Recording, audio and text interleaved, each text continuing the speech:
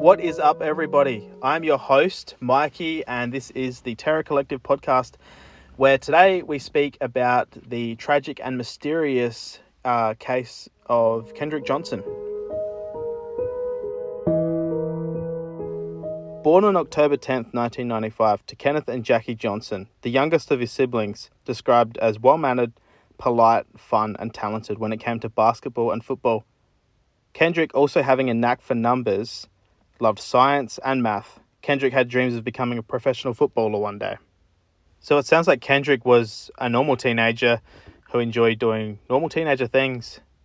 January 10th, 2013 started off as any normal day for the Johnsons.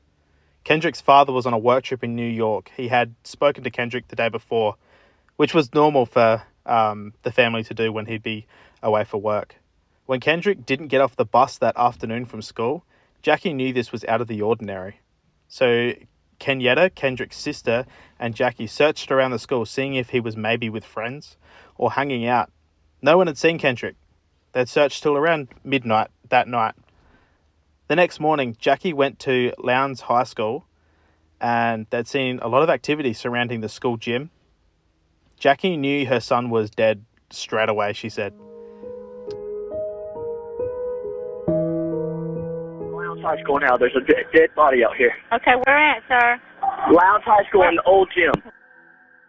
One of the students said she'd noticed feet with socks coming out of the rolled-up mats in the corner of the gym.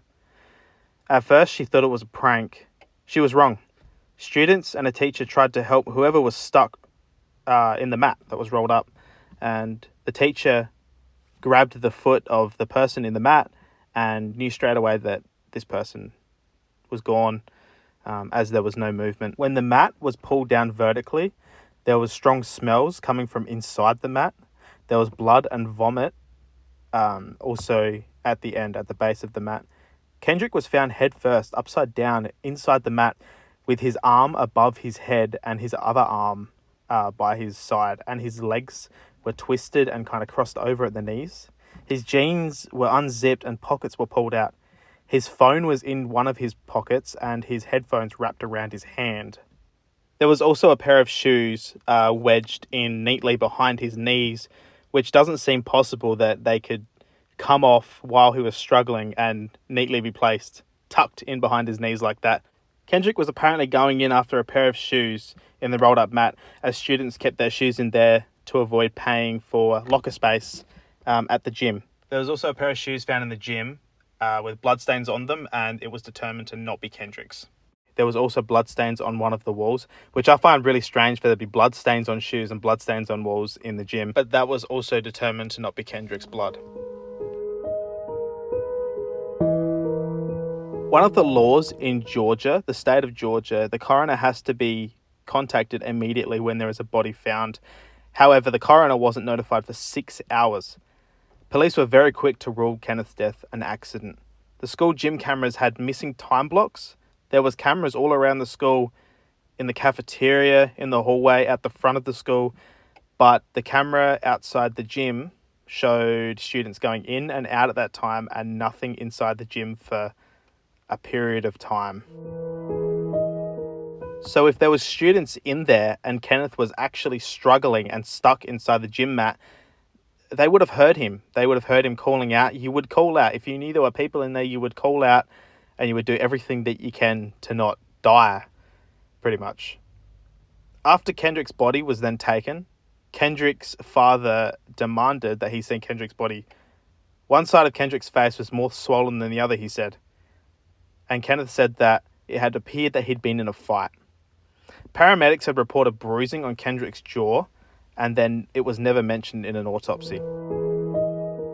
The Johnsons called upon Dr. William R. Anderson to look over the autopsy report. Dr. Anderson had been in the field of forensic pathology for over 40 years, and at that point, from looking at the report, Dr. Anderson said that for Kendrick to die of positional asphyxiation, there would have had to have been fluid in his lungs. This was the first red flag that caught his attention.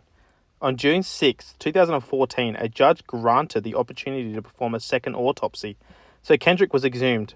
This uncovered that Kendrick's organs had been removed and stuffed with newspaper. There was no explanation as to what happened to Kendrick's organs. They were just disregarded. Dr. Anderson discovered that Kendrick had hemorrhaging on the back of his head and the right side of his neck. Anderson stated it was very probable he died of blunt force trauma. It was concluded that his death was not an accident. The Johnson family tried to sue the funeral home for mishandling his body, but the case was dropped. U.S. Attorney of Middle District of Georgia announced a formal review of the case. The Johnsons requested a new ruling from accidental death to non-accidental and demanded a reopening of the case, but their request was again denied. Around this time, it was revealed that Kendrick had trouble with two brothers that went to the school, Brian and Brandon Bell. They were also sons of a local FBI agent. Several classmates have stated that the two brothers had it out for Kendrick after a fight on the school bus after a football game. This apparently hurt Brian's ego.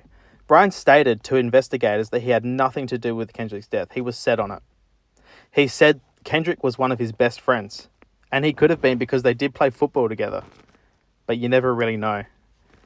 The newly obtained footage that was lost, Kendrick can be seen with one of the Bell brothers, even though both of the Bell brothers said that they hadn't seen him that day.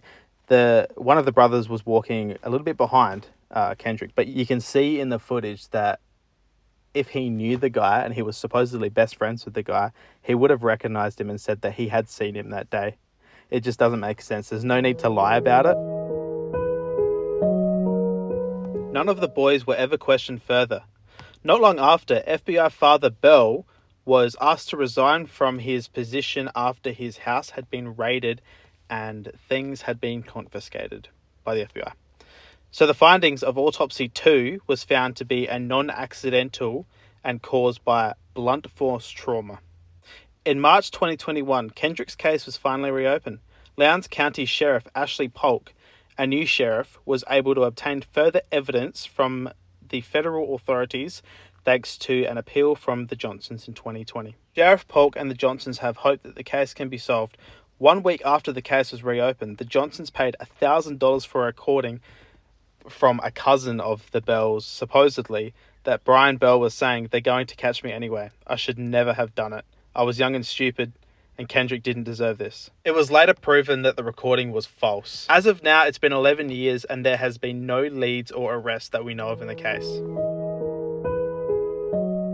Jackie Johnson, I've noticed she posts a lot on Instagram, still seeking justice, and it seems that nothing's been done, and it's been kind of swept under the carpet, really. Father of the late Kendrick Johnson. Please go to my GoFundMe Justice for KJ and help me tell my story. January the 10th, 2023 will be 10 years and no one has been held accountable for the murder of my son. Not tomorrow, but not tomorrow, but not tomorrow. If you enjoyed this, please follow, and I've enjoyed doing my first episode. A little bit nervous, really, but I hope that I can keep going and keep doing it. Please don't forget to follow my Instagram. I do follow back and interacting on there with people.